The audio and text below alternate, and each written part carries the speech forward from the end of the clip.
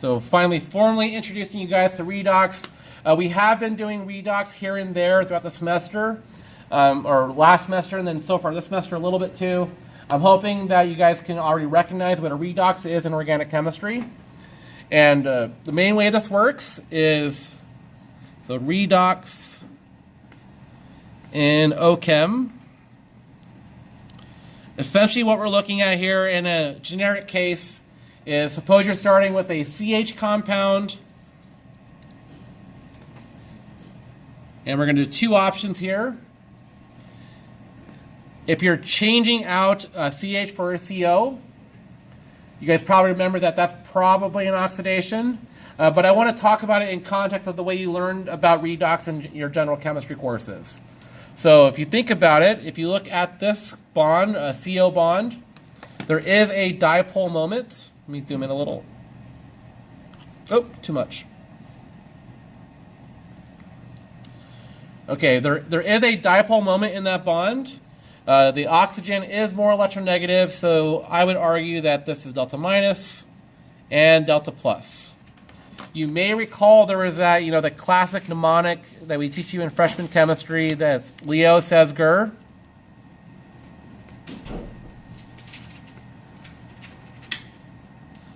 And what that stands for is lose electrons is oxidations, gain electrons is reduction. So in terms of the carbon, if you're going from a CH bond to a CO bond, what happened to the electron density on carbon? Did it gain or lose electrons? So here it's going from being neutral to being delta positive. That is a net loss of electrons. So based off of our general chemistry rules, if it lost electrons, it was an oxidation. Like so. And then the reverse case, if it went from being delta positive to being neutral, it technically gained electron density. So you can say that way, the reverse way here is a reduction. Okay. Typically, we don't really use the Leo says Ger anymore in organic chemistry. We now think about it more in terms of gaining or losing bonds to H or O. So in general, a reduction, which we give the symbol brackets with an H, this is when you gain a bond to H and or lose a bond to O. So gain bond to H and or, oops, it should be lose bond to O.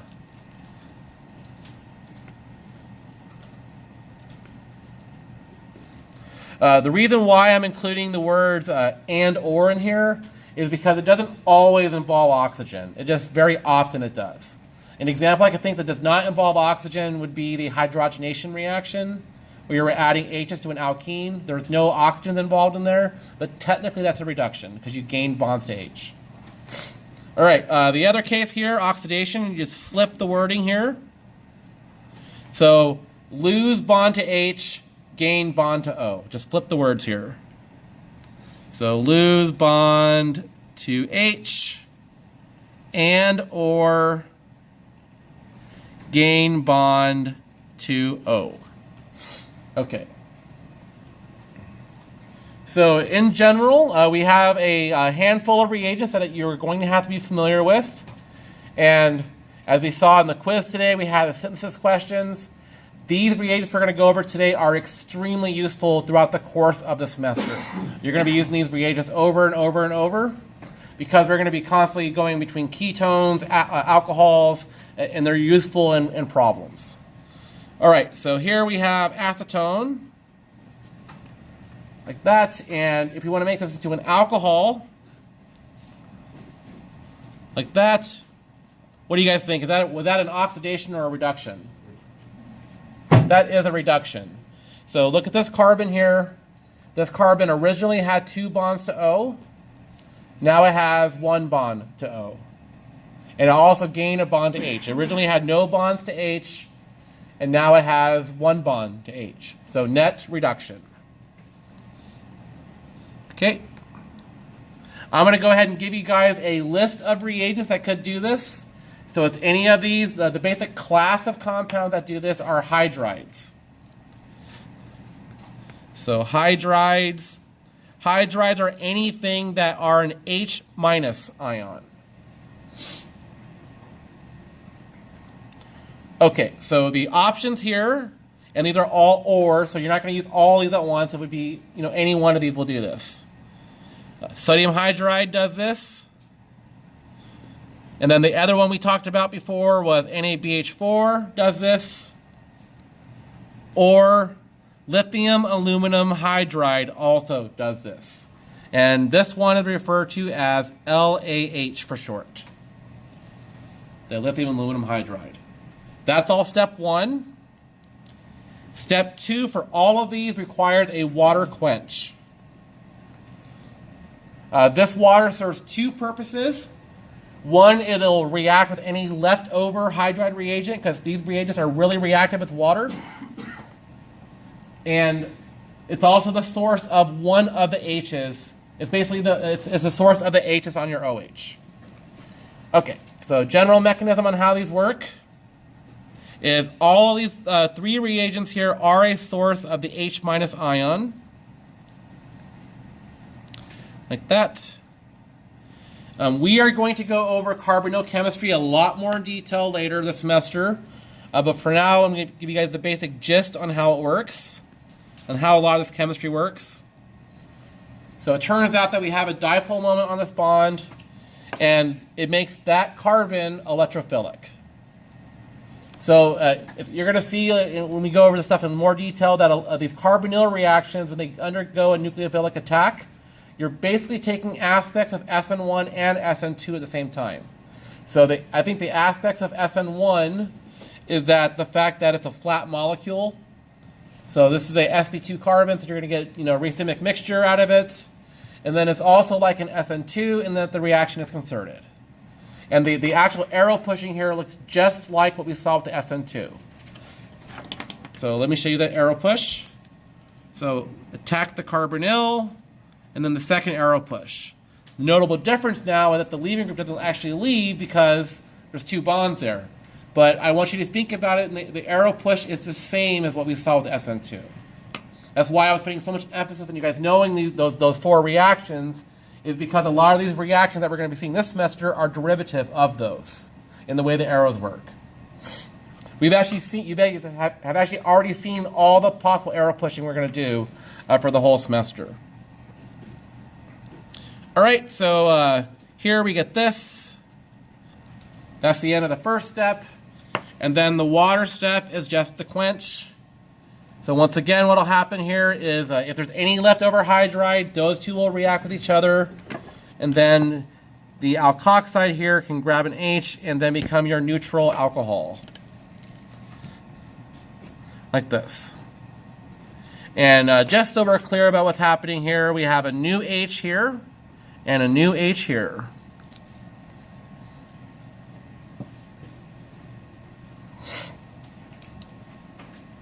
Okay. There are times when we're going to have to use different reagents. For the most part in this class, we're going to be using sodium borohydride, which is this one, or LAH. And there are situations when you have to choose one or the other. And then there's also situations where neither one of them makes a difference.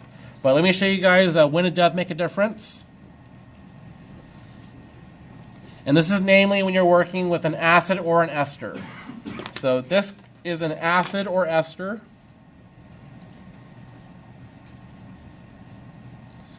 And here we have options, or more like a non-option really, but so here the reagent to reduce it has to be LAH. And just so we're clear about where the new H's are, I'm going to emphasize them. So basically what it does, it trades out the bonds to O to bonds to H. Go ahead. So I'm looking at the notes that you put online, and how come in those online notes you're not adding water? I'm being more thorough this time. Okay, we'll try to make sure Okay, yeah, I'm just being more thorough. I realize I have them right here in front of me. I realize that I didn't talk about the quench step. There's always a quench step in a reduction reaction. And that way it is consistent with what we do in lab. So just add that little bit to that. Okay, so, and then I'm also showing the H's here in this time as well. Giving you incentive to come to class. All right. The next one here, you get no reaction. And the reason why this is the case is that the sodium borohydride is a mild reducing agent, and the LAH is a strong reducing agent. So it turns out that if you have something that's highly oxidized, you have to bring the big guns out and use a strong reducing agent. So I just want to emphasize here that this reagent is strong. This one is mild. And NaBH4 cannot reduce acids or esters. You have to use the big guns.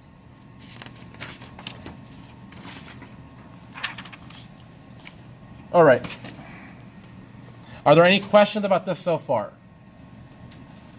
I do want to mention that if you take a look at the labs that we have on Canvas, there is the lab that's chemoselective reduction of aniline acetate. I think it's like lab 3 or 4.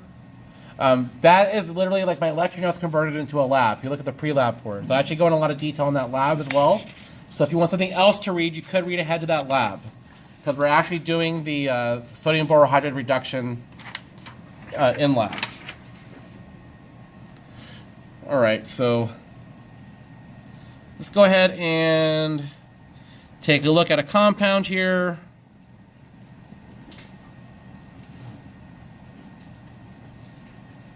So let's go ahead and do this. So,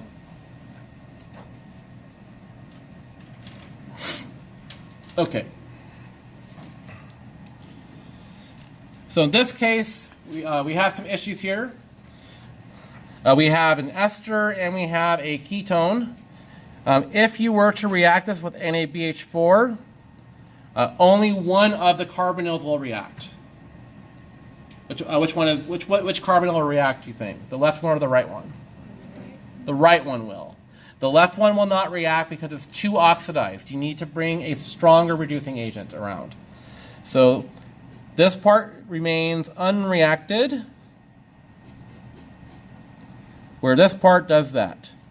And I guess technically you're supposed to have a second step of water, but I'm not too picky about that because it's kind of implied, because that's pretty much how you have to do these reactions. So if you just write NaBH4, it's fine. Go ahead. If you use the lithium, will both of them? They will, and I'm gonna do that next here. Oh. Yeah. So if you want to reduce both of them, we use LAH instead. I do want to emphasize here that if you use LAH on an ester, it breaks the ester into 2 pieces. So we're actually going to cleave this right here.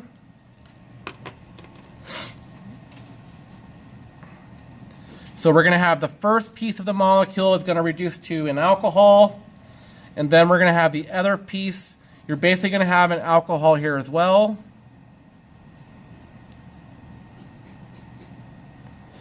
But then you also reduce the other OH.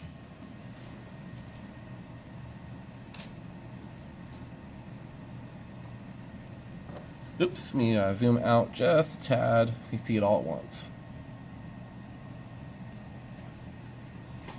Okay. Makes sense? Ish? All right. So let's go ahead and I have another crazy example here. This one is in the notes. I just wanted to do it up here again just so we are clear on it.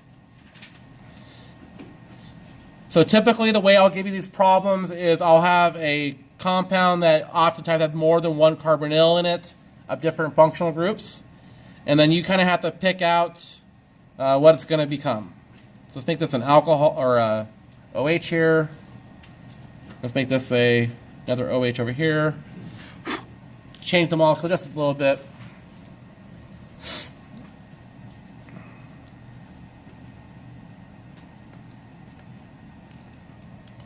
All right, so here we have NaBH4.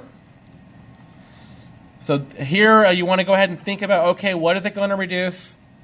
Here we have an aldehyde. That's good to reduce. Ketone, that'll reduce. The acid groups won't. So you're only going to reduce aldehydes and ketones this way. If you want to reduce the carboxylic acids or esters, you have to use LAH instead. So on these reactions also, don't forget to count carbons.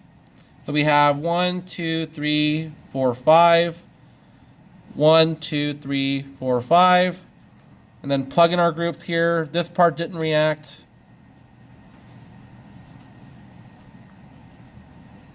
And then this part didn't react. Oops, sorry. That's now an alcohol. This part was the one that didn't react over here. All right, and then similar to the previous one, if we go ahead and throw in LAH instead, it'll reduce everything.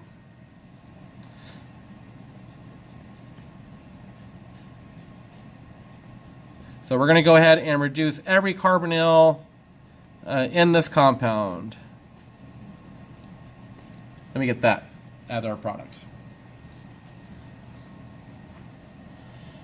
Okay, so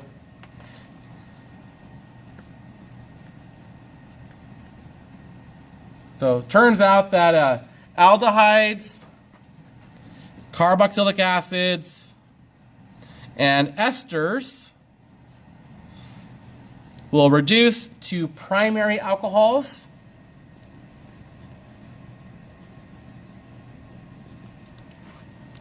And then I'm going to add little notes in here. If you want to reduce this one, this is basically any reducing agent works for this one.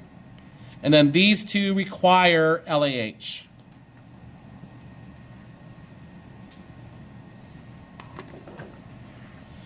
All right, and then the other case here, we have ketones. Ketones here reduce to secondary alcohols.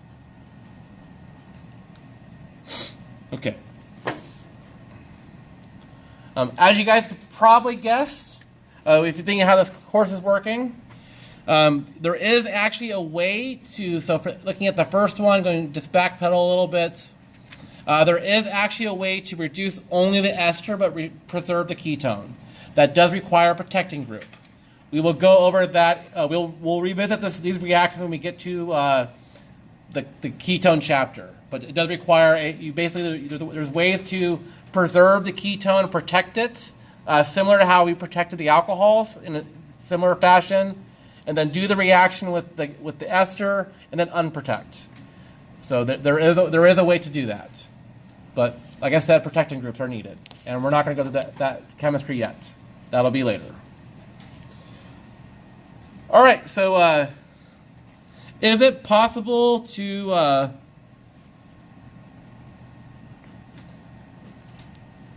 get a tertiary alcohol this way? Does that work? Why doesn't that work? Yeah, we're violating the octet rule.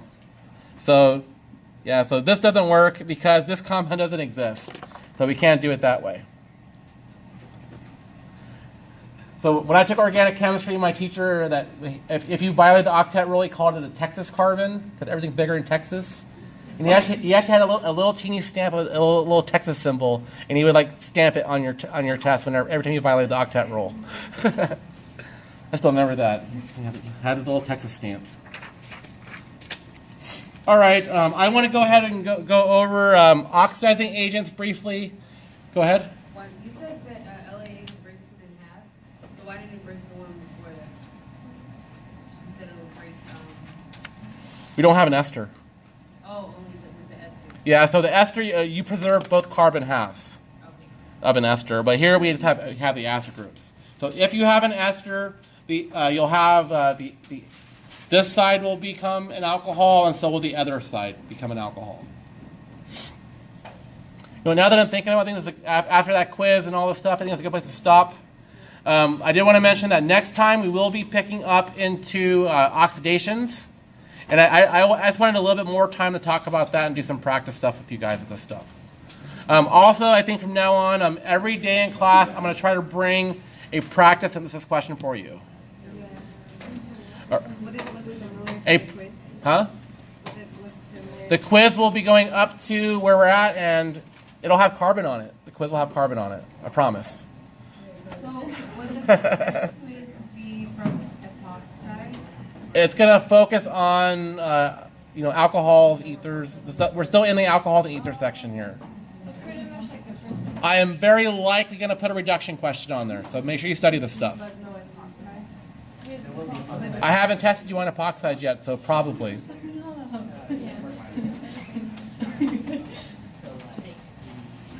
All right. Have a good weekend.